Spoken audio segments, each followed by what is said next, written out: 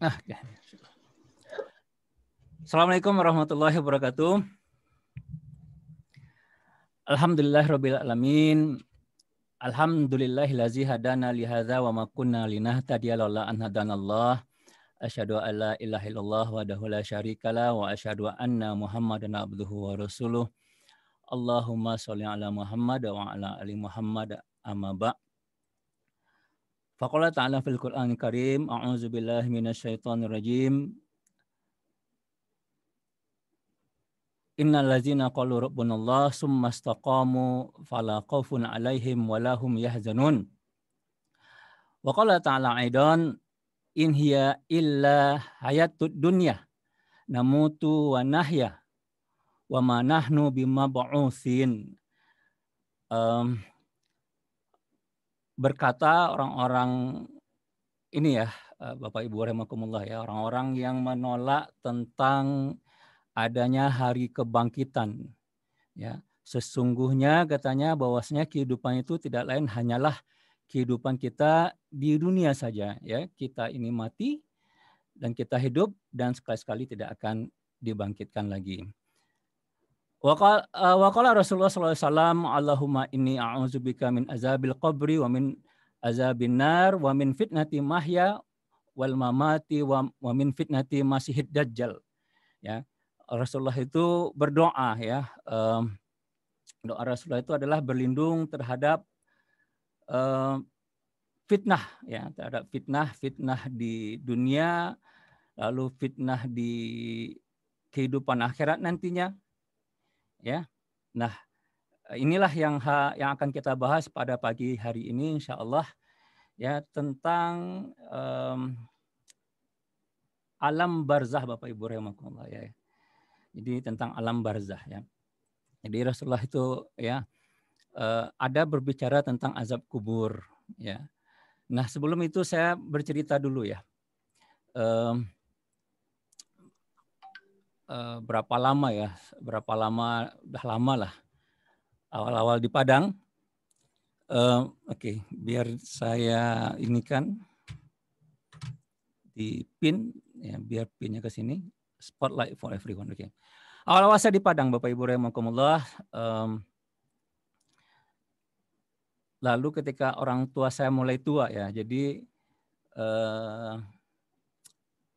yang mulai tua dan mereka sudah mulai uzur gitu ya, saya bertanya kepada Ustadz saya atau kepada guru saya tanya sama beliau ya, Ustadz saya ini ya tugas saya sekarang ini menjaga orang tua ya, apa saja kebaikan-kebaikan yang harus saya lakukan gitu ya, untuk mereka berdua gitu ya, kan ada perintah bahwasanya kita punya kewajiban untuk berbuat baik kepada kedua orang tua, terlebih-lebih lagi ketika mereka uzur. Nah, ini mungkin nasihat yang banyak itu adalah mungkin ya tidak boleh membentak mereka, ya berkata yang menyakitkan hati mereka gitu, yang berkata saja tidak boleh. Tapi ada nasihat-nasihat yang diingatkan oleh guru saya, yang kebetulan memang beliau itu ustadz saya.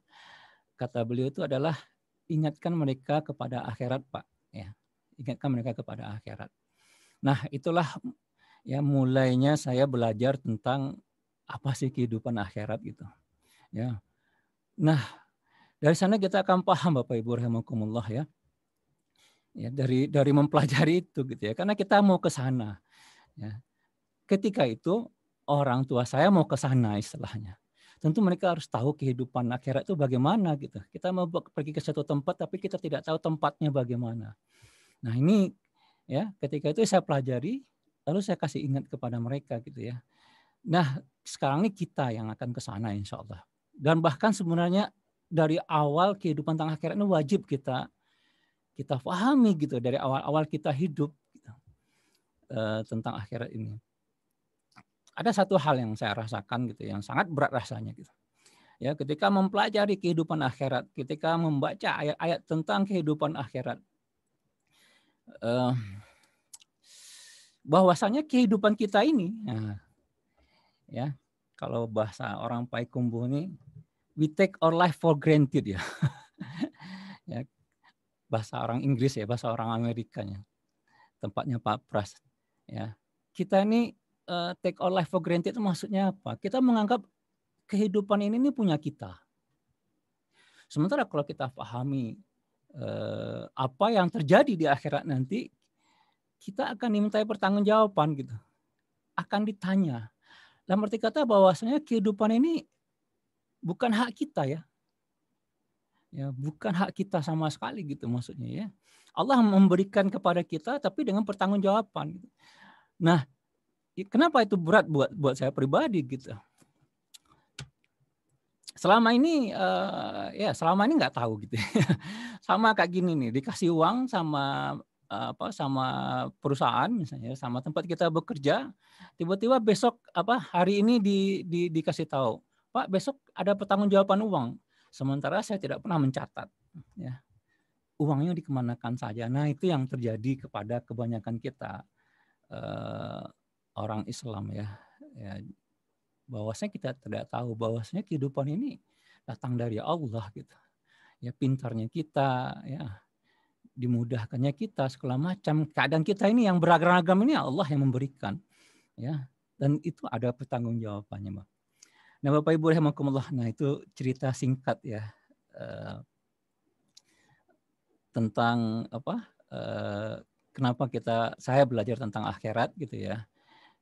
Dan menyadari satu hal bahwasanya kita ini akan dimintai pertanggungjawaban. Ya, terutama kita sekarang ya. Ya, kalau saya sekarang 50 ya. Insya Allah tahun ini 50 insya Allah. Bapak Ibu rahimakumullah ya. Topik kita adalah tentang alam barzah ya. Alam barzah itu adalah alam kehidupan sesudah kehidupan di dunia ini dan sebelum kita dibangkitkan. Barzah sendiri definisinya adalah pembatas antara dunia dan akhirat ya, dalam surat Ar-Rahman ya ayat 20 itu Allah SWT berfirman bainahuma barzakhul la yabtagian ya, bahwasanya antara keduanya itu ada barzakh ya, ada batas la yabtagian yang tidak dilampaui ya. Masing-masing ayat tersebut bercerita tentang keajaiban ya dalam kata ya, bahwasanya air laut itu ada pembatas ya, ada yang tawar dan ada yang asin, dan sekarang baru orang bisa mengetahuinya, dan Allah sudah memberitahukannya 14 abad yang lalu ya kepada seluruh umat manusia. Alam barzakh ini sendiri adalah pembatas antara kehidupan, nah ini harus kita paham ya, antara kehidupan dunia dengan kehidupan akhirat yang sesungguhnya ya.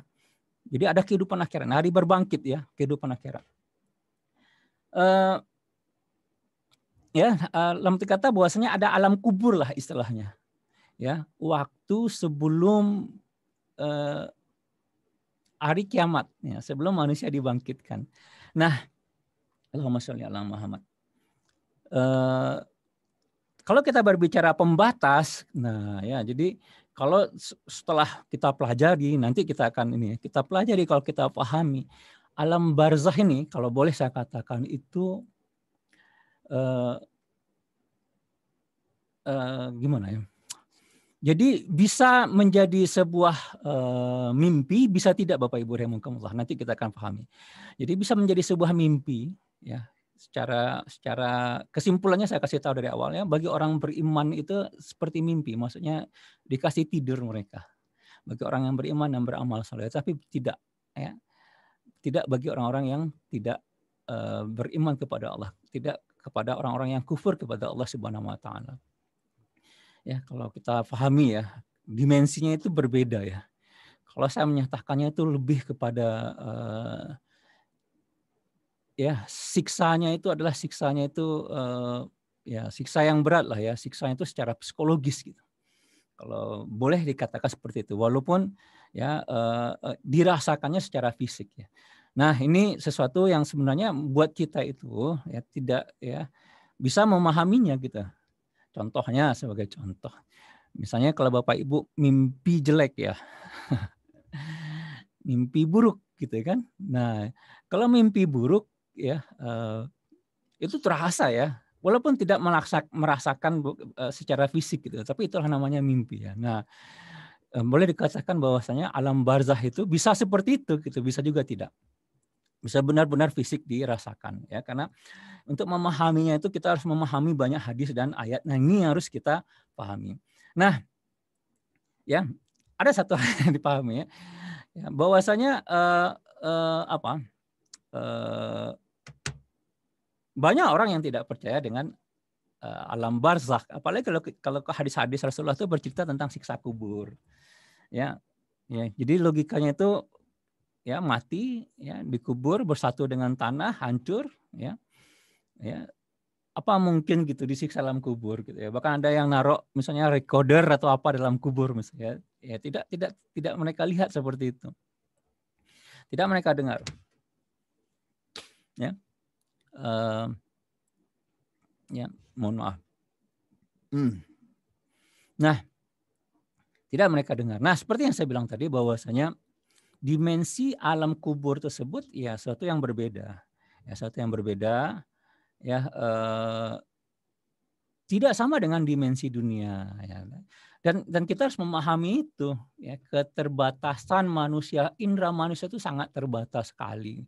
Ya, alhamdulillah ada teknologi ini bisa kita saling lihat, bisa saling tahu keadaan. Ya, untuk tahu yang lain lah di tempat lain tuh mau tahu kita tidak mungkin melaksanakan seperti itu. Ya. Nah, begitu juga ya manusia ini gitu ya, kita ini ada beberapa dimensi dan Allah itu sudah menyatakan dalam Al-Qur'an. Kita lihat dalam surat Al-A'raf ayat 27. Allah SWT berfirman ya, innahu yarakum huwa wa qabiluhu min haitsu la tarawnahum ya. Innahu ya, ini berbicara tentang ini ya setan ya. Setan dari golongan jin. Innahu sesungguhnya dia setan tersebut yarokum melihat kalian. Nah, ya. Huwa wa qabiluhu ya. Dia dan para pengikutnya ya. Dari mana? Min haitsu la tarawnahum ya, dari satu tempat yang kamu tidak bisa melihat mereka gitu. Itu saja ada ya, saat sekarang ini ada sebuah dimensi lain ya, yang mana itu bisa melihat kita tetapi kita tidak bisa melihat mereka. Nah, sini kita akan paham bahwasanya manusia itu sangat-sangat terbatas sekali gitu ya. Ya. Jadi kalau untuk mempercayai bahwasanya adanya alam barzah tersebut tanpa harus kita naruh rekaman, karena itu adalah dimensinya manusia ya. Dimensi manusia itu sangat fisikal sekali Bapak Ibu rahimakumullah ya. Sangat fisikal sekali. Sebenarnya dengan akal kita aja sebenarnya sudah bisa kita memahami. Ada elektron yang tidak bisa kita lihat kan seperti itu ya. Ada atom ya, ada belum lagi yang lain-lain, ada cahaya dan segala macamnya. Itu enggak ya, itu dengan teknologi kita baru bisa memahami ya, dengan ilmu dan teknologi. Tetapi bahwasanya ya Allah itu menciptakan dimensi lain yang berbeda gitu ya dengan ini. Dengan dengan dimensinya manusia yang lebih banyak kepada materi ya, matter gitu ya, physical. Nah, maka di sana kita akan paham bahwasanya manusia itu sangat lemah dan sangat terbatas. Ya, seharusnya dengan hal ini membuat kita menjadi lebih tunduk dan taat kepada Allah Subhanahu wa taala. Lebih ini hati kita. Lebih tawaduk kita kepada Allah Subhanahu wa taala. Nah, ya, landasan adanya azab kubur Bapak Ibu rahimakumullah ya, dalam sebuah hadis nih. Ya. Dalam sebuah hadis ya, ketika Rasulullah mengucapkan firman Allah dalam surat Ibrahim ayat 27 ya, yang mana surat Ibrahim ayat 27 tersebut Allah SWT berfirman, yusabbitullahu allazina amanu bil qauli tsabbit ya, sabit ya. Yusabbitu itu Allah itu meneguhkan. Nah, meneguhkan iman orang-orang yang beriman ya. Bil qauli dengan ucapan yang teguh. Bil qauli tsabbit ya. Dengan ucapan yang teguh. Nah, apa kata Rasulullah tentang ayat ini? Ya, kata Rasulullah ya, nazaltu fi azabil qabri. Ya, bahwasanya Allah menurunkan ini ayat tersebut ya mengenai azabil qabri, mengenai azab kubur ya. Nah, jadi kenapa? Karena pada azab kubur tersebut ya yuqalu dikatakan atau ditanya kepada kepada mayit gitu ya, kepada mayit itu ya, man rabbuka, siapa Tuhanmu? Ya. Lalu apa? Fayaqulu rabbillah ya wa nabi Muhammad fadzalika qauluhu. Nah, bagi orang-orang yang beriman, dia akan menyatakan bahwasanya Tuhannya itu adalah Allah ya, dan nabinya itu adalah Muhammad. Lalu apa? Dan itulah ucapannya ya, yang mana itu yang tadi katakan bahwasanya Allah meneguhkan ucapan orang yang beriman. Nah, ini landasan tentang alam barzah ya, tentang ada alam kubur, dan ini ditunjang dengan banyak ayat yang lain ya. Ya, ditunjang dengan banyak ayat yang lain. Nah, makanya bukan dalam ayat yang lain, ditunjang dalam banyak hadis yang lain, mohon maaf saya. Nah, makanya banyak ya dikatakan oleh Rasulullah SAW ya tentang azab kubur gitu ya, tentang apa yang terjadi kepada manusia sesudah mereka meninggal ya, ketika mereka sesudah dikubur. Ya. Dan ya ada beberapa hadis ya, jadi saya akan bacakan saja hadisnya. Rasulullah itu bersabda bahwasanya sesungguhnya umat ini akan diuji di kuburnya. Nah, ada ujian kubur di kubur Bapak Ibu. Maksudnya bukan diuji bukan dalam arti kata bahwasanya itu akan menjadi pahala dan dosa seperti di dunia gitu. Tetapi menjadi cobaan. Menjadi dicobaan itu dan itu berdasarkan amal-amalnya di dunia ini. Nah, apa kata Rasulullah selanjutnya? Ya, andai kalian tidak saling menguburkan, gitu, maksudnya tidak ada kita dikuburkan, niscaya aku akan berdoa kepada Allah Subhanahu Wa Taala agar memperdengarkan azab kubur ya pada kalian seperti yang aku dengar. Jadi Rasulullah itu mendengar azab kubur. Ya, dan beliau sudah melihat juga bagaimana kehidupan manusia di alam barzakh ketika beliau Isra. Nanti kita akan bahas itu. Ya. Lalu apa? Kata Rasulullah sudah itu, berlindunglah kalian dari azab kubur ya. Ya. Tadi di awal ya Rasulullah itu berdoa, a'udzubika min azabil qabri ya. Wa azabil wa fitnatil mahya wal mamat ya. Berlindung kepada Allah ya, kepada Engkau ya Allah dari apa? Azab kubur dan dari fitnah hidup dan fitnah mati. Nah, dan itu banyak ya Bapak Ibu rahimakumullah ya. Jadi berlindung kepada fitnah-fitnah. Nah, banyak lagi ya hadis yang bercerita tentang azab kubur. Nah, ini dari Utsman ya, Utsman bin Affan ya. Diriwayatkan dari Ibnu Majah ya, tentang alam barzah nih ya, tentang alam barzah ya. Diriwayatkan oleh Ibnu Majah ya, apabila Utsman berada di kuburan maka beliau pasti menangis. Nah, beliau pasti menangis sehingga jenggotnya basah oleh air mata.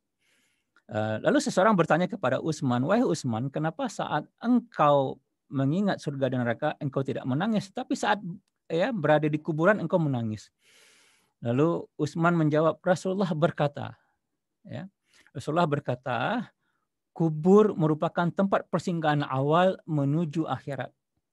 Apabila seseorang selamat di sana, ya masuk di kubur, niscaya selanjutnya dia akan selamat.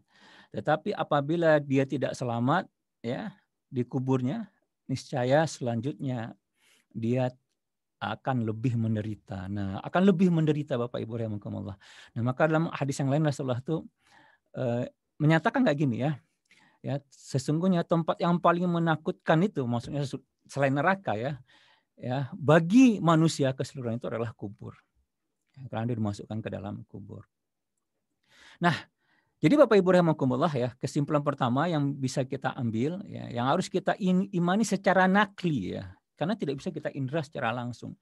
Ya, jadi dalam Islam itu ada iman secara akli dan iman secara nakli. Nah, iman secara nakli ini sumbernya yang terpercaya ya, yang bisa dibuktikan dengan akal, dan itu adalah Al-Quran dan hadis. Ini kalau para akademisi kan masalah referensi ya. Jadi referensinya itu bagaimana? Nah, kita sudah mungkin ya di kaji-kaji kita yang sebelumnya berbicara tentang Al-Quran itu adalah sebagai firman Allah, itu tidak terbantahkan. Ya, maka itu adalah sumber utama ya, termasuk juga hadis-hadis Rasulullah SAW. Nah, apa kesimpulan pertama yang harus kita imani secara nakli, bahwasanya sesudah kita mati dunia, maka kita akan memasuki alam barzakh terlebih dahulu, dan itu tidak bisa diindra oleh manusia. Walaupun jasad manusia di dalam tanah dan ruhnya diambil oleh Allah Subhanahu wa taala, ya. Nah, ya, ini suatu alam yang sangat berbeda dengan alam dunia, dimensinya beda, ya, sama dengan, ya, ketika kita berbicara ada jin dan ada malaikat, ya. Ya, dan manusia tidak punya kemampuan untuk mengindranya. Maka seperti yang saya bilang tadi, di sini kita harus mengakui bahwasanya manusia itu adalah makhluk yang sangat lemah sekali.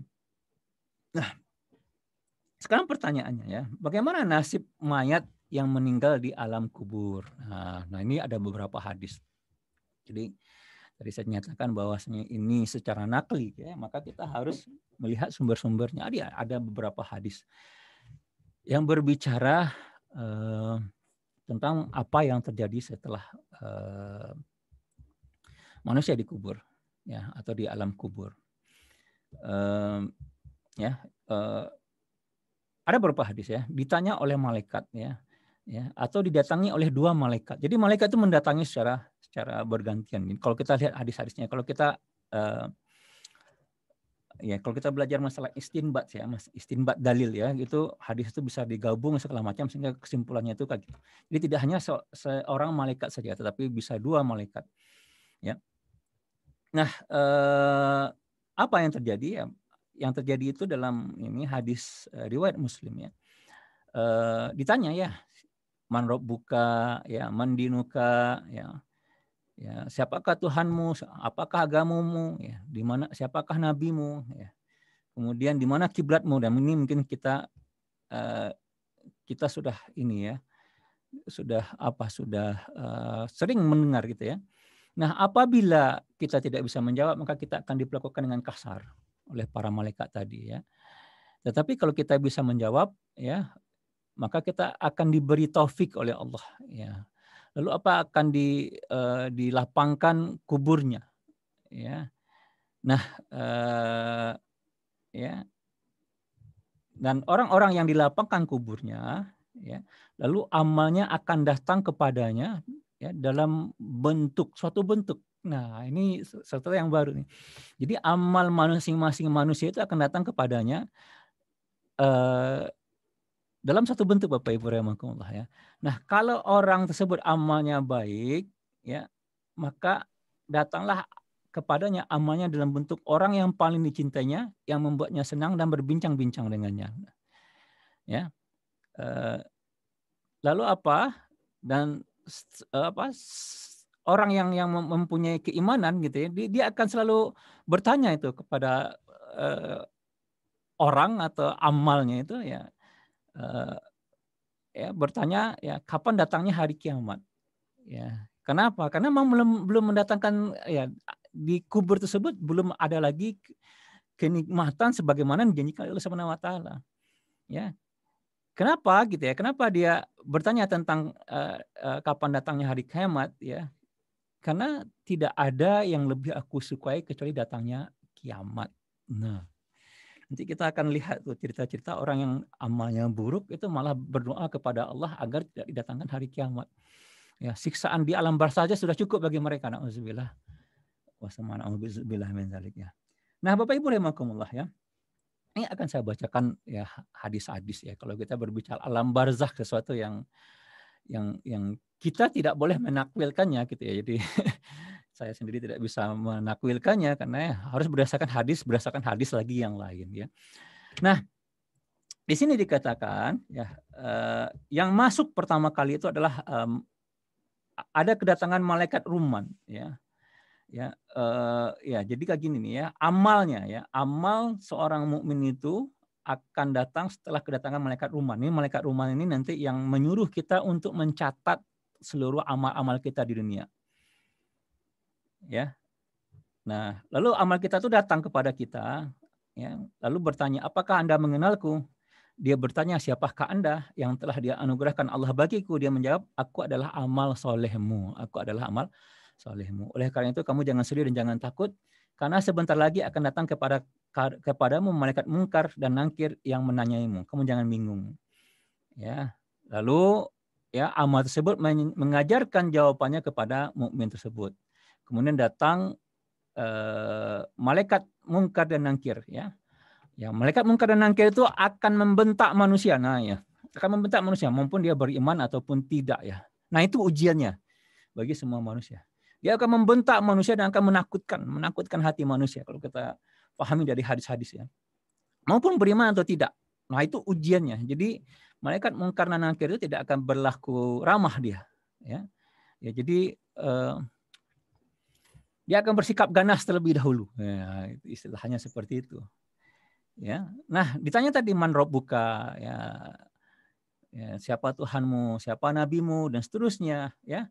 Nah, kalau dia bisa menjawab dengan lancar, ya, maka ya dibenarkan oleh malaikat. Lalu malaikat satu lagi nih dalam beberapa hadis itu bilang, "Sudah, jangan bersikap kasar kepadanya. Dia orang yang beriman, dia orang yang baik." Nah, tetapi kalau tidak, ya, maka malaikat tersebut memperlihatkan pintu neraka kepada orang tersebut, ya.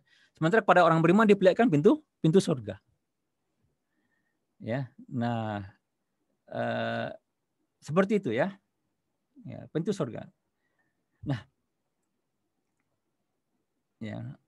Nah, di sini kita akan melihat juga, ya, bahwasanya ya maka dikasih tahu, ya, bagi orang-orang yang beriman tersebut, ya, dibukakan pintu surga, dikatakan itu akan menjadi tempatmu, ya. Lalu dikasih tempat tidur, kuburannya dilapangkan, maka dia disuruh tidur, Bapak Ibu rahimakumullah, boleh tidur dia. Nah, ya.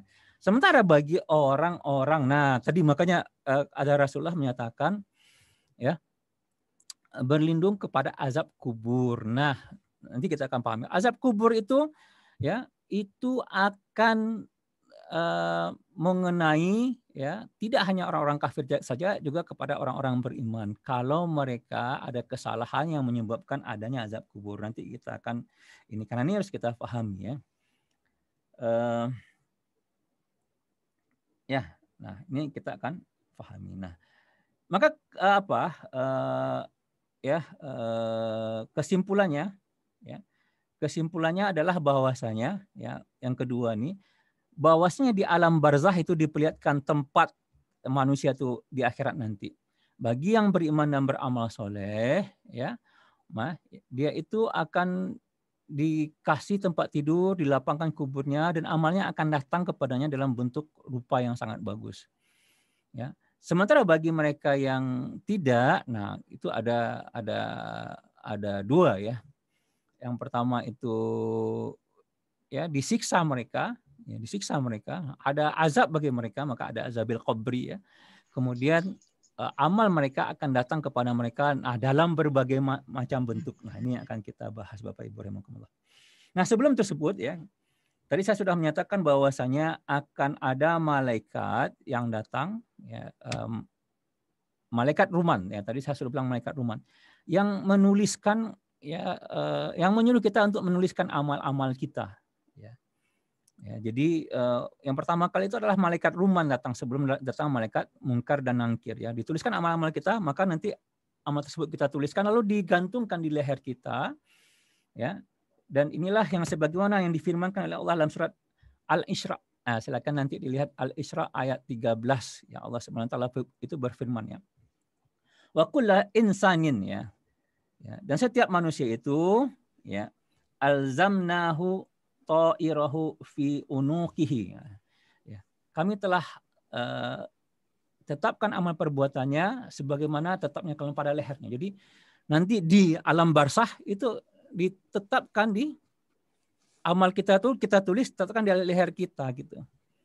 Ya, dan nanti akan kami keluarkan baginya pada hari kiamat sebuah kitab yang dijumpai yang terbuka. Jadi ditulis tetapkan di sini. Nah, ini firman Allah, ya, surat Al-Isra 13. Jadi mungkin kita akan sering bertanya nih. Allah misalnya berbicara misalkan apa? Waman, ya, nanti, ya, waman a'rada an zikri fa inna lahu ma'isyatan dhanka, ya. Barang siapa yang berpaling dari peringatanku maka akan mendapatkan kehidupan yang sempit, ya. Nah, itu juga adalah tafsirannya adalah di alam barzakh, ya. Kita mungkin bisa melihat ada orang yang nggak berpaling dari kehidupan Allah, kehidupannya lapang-lapang saja mungkin, Kak, seperti itu, ya. Nah, itu adalah di alam barzah. Nah, ini juga banyak ayat-ayat hadis-hadis. Ada yang kita temukan di dunia, ada yang kita temukan nanti di alam barzah. Karena ada penghidupan lagi ya. Nah, itu tadi dalam surat Al-Isra ya, bahwasanya manusia tersebut akan dikalungkan amal perbuatannya. Itu sebelum mereka itu dibangkitkan. Dan itu di alam barzah Bapak Ibu rahimakumullah ya. Jadi alam ya mulai manusia itu meninggal sampai dia itu dibangkitkan. Nah, nanti ada pertanyaan banyak ya. Saya juga ada yang bertanya, Ustaz, bagaimana nanti orang yang sudah pas hari kiamat pas meninggalnya itu pas hari kiamat ya. Tapi itu kan belum alam, apakah mereka mengalami alam barzah? Ya, dia juga mengalami alam barzah ya, tetapi tetapi waktunya tersebut ya sampai dia berbangkit. Oke, Bapak Ibu rahimakumullah, itu ya.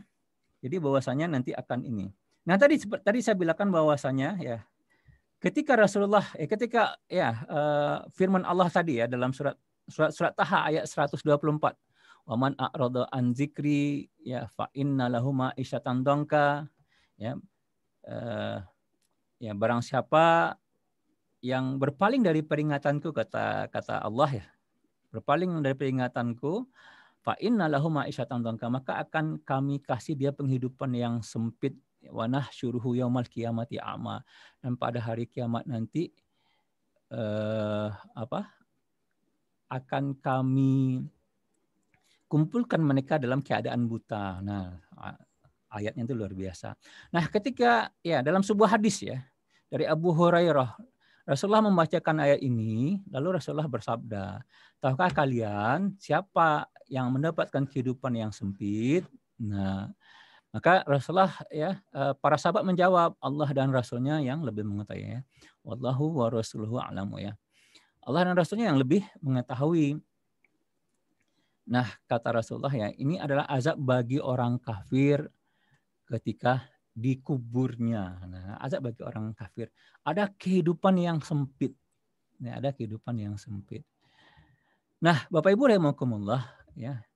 Jadi di sini kita akan tahu bahwasanya ya akan ada azab bagi orang kafir ya, dan juga kehidupan yang sempit di alam kubur nanti. Nah, di sini kita akan membahas apa-apa saja ya azab ya yang dialami oleh manusia di alam barzah atau siksa kubur gitu ya, di alam barzah. Dan itu bisa kita lihat dalam hadis-hadis ketika Rasulullah melakukan peristiwa Isra Mi'raj ya, ketika beliau Isra ya. Dalam sebuah hadis ya, Rasulullah itu pergi dengan Jibril. Lalu ya, ini ada beberapa ya, saya akan bacakan ya. Malaikat Jibril mendatangi satu kaum yang sedang menanam sesuatu. Hari itu mereka menanamnya dan hari itu pula mereka memanennya. Ya, setiap mereka tanam, lalu mereka panen. Ya. Lalu Rasulullah bertanya, "Hai Jibril, siapakah mereka?" Ya. Nah, apa kata Jibril? Mereka itulah orang-orang yang hijrah ke jalan Allah. Ya, lalu mereka tidak balik lagi gitu ya kepada kekufuran, ya, maka kebaikan mereka dibalas dengan pahala yang 700 kali lipat. Masya Allah. 700 kali lipat. Kemudian Rasulullah melihat suatu kaum yang memukuli kepala mereka sampai hancur. Setiap hancur ya itu kembali lagi, lalu mereka hancurkan lagi gitu. Dan mereka tidak lelah sebetulnya. Ya, hancur, ya, lalu balik lagi kepalanya, dihancurkan, hidupkan lagi, dibalikkan lagi kepalanya. Karena buat Allah itu gampang membuat seperti itu, Bapak Ibu rahimakumullah ya, menciptakan kita aja cukup dengan kun fayakun alam semesta ya. Jadi untuk bikin seperti itu gampang buat Allah. Itu logikanya kalau kita memahami Al-Qur'an ya. Nah, Rasulullah bertanya, siapakah mereka? Wahai Jibril, mereka adalah orang-orang yang berat kepalanya untuk menunaikan salat. Ya. Ya. Itu jawabannya. Kemudian apa? Ya, beliau mendatangi satu kaum di mana di depan dan di belakang mereka tertutup. Mereka dihalau seperti binatang ternak dan diberi makanan berduri dari neraka. Dan mereka dipanggang oleh api neraka bersama batu-batunya. Jadi saya menyatakan ini adalah siksaan secara psikologis ya. Karena ini belum hari kiamat gitu. Tapi mereka merasakan seperti itu. Ya. Dan itu ditanya oleh Rasulullah, siapakah mereka? Jibril, ya. Mereka orang-orang yang enggan menunaikan zakat harta, ya, yang enggan menunaikan zakat harta. Nah, ya, dan ada lagi Bapak Ibu rahimakumullah, ya. Ya, ya. Beliau melihat seorang yang sedang memikul seikat kayu bakar yang sudah begitu banyak, yang tidak sanggup lagi dia pikul, dan anehnya dia ingin selalu menambah bebannya. Lalu tanya oleh Rasulullah, siapakah orang ini? Jibril. Maka orang ini, kata Jibril, adalah salah satu umatmu yang diserahi amanat, tapi dia tidak bisa memikul amanat itu, tetapi dia tetap ingin menambahnya, jawab Jibril. Ya. Kemudian apalagi Bapak Ibu rahimakumullah, ya. Ada suatu kaum yang sedang menggunting mulutnya atau lidahnya dengan gunting dari api. Ya. Dan setiap digunting mulut itu utuh kembali. Ya. Dan itu tidak membuat mereka lelah sama sekali. Ditanya lagi, ya, siapa mereka? Jibril. Mereka adalah orang-orang yang suka menimbulkan fitnah. Ya. Nah, ini lagi Bapak Ibu rahimakumullah, ya. Beliau menyaksikan seekor kuda betina kecil melahirkan seekor sapi besar. Sapi besar itu ingin masuk kembali ke tempat dia keluar tadi, tapi dia tidak sanggup memasukinya. Jadi manusia tersebut nanti diibaratkan seperti sapi gitu, ya. Ya, lalu apa gitu, ya? Dia melahirkan seekor sapi yang besar, tentu dia sangat sangat sakit gitu, ya, melahirkan. Ya, ya sangat sakit melahirkan gitu, ya. Lalu balik lagi ke dalam, itu disiksa dia. Nah, itu ditanya juga oleh Rasulullah, ya. Maka dijawab adalah, ini adalah seorang yang mengucapkan sesuatu yang menimbulkan penyesalan besar dari dirinya, dan dia ingin untuk mencabut perkataannya kembali, tapi dia tidak bisa melakukannya. Nah, jadi banyak, ya, contoh-contoh dikasih Rasulullah. Nah, ini ada berapa lagi Bapak Ibu rahimakumullah. Ya, ya, ya. Kata Rasulullah, ya, setelah berapa saat, ya, ya, ya, ada melewati meja yang penuh dengan makanan, ya. Ya, ada yang aromanya sangat busuk dan menjijikan, tapi banyak sekali orang yang memakannya. Ya. Sementara ada meja yang banyak masakan yang lezat, tapi orang-orang tersebut memakan makanan yang yang busuk, ya, dan menjijikkan. Ditanya lagi oleh Rasulullah, siapakah mereka? Jibril. Mereka umatmu yang lebih suka memilih yang haram daripada yang halal. Ya. Nah, ya. Nah, ini satu lagi Bapak Ibu rahimakumullah, ya. Ada orang yang perutnya besar sebesar rumah. Setiap kali seorang mereka dari mereka ingin bangkit, maka dia langsung tersungkur sambil memohon kepada Allah Subhanahu wa taala, ya Allah, jangan datangkan kiamat. Lalu beliau mengatakan, mereka adalah orang-orang yang mengikuti jalan yang ditempuh oleh keluarga Fir'aun, ya, yaitu mereka umatmu yang suka makan riba, ya. Ya. Nah, inilah yang dimaksudkan firman Allah, orang-orang yang makan, ya, riba tidak dapat berdiri melainkan seperti berdirinya orang yang kemasukan setan lantaran penyakit gila. Nah, Bapak Ibu rahimakumullah, ya. Ya, banyak lagi contoh bahwasanya, ya, azab-azab yang akan diterima oleh manusia ketika di alam barzakh nanti, ya.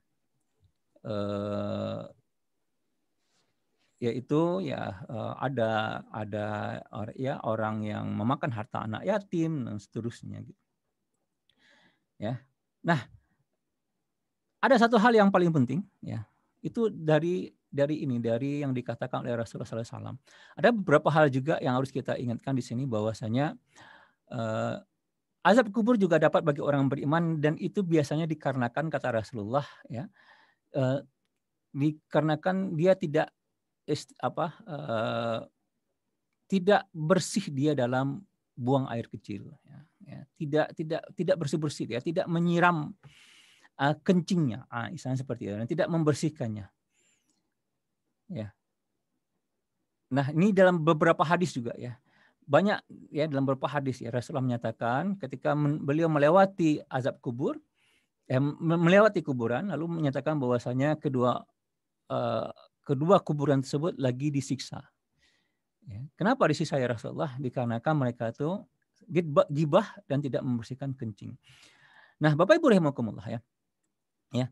Jadi orang-orang di alam barzakh tersebut ya, mereka itu bisa mendengar. Jadi mayat itu bisa mendengar apa perkataan kita. Ya.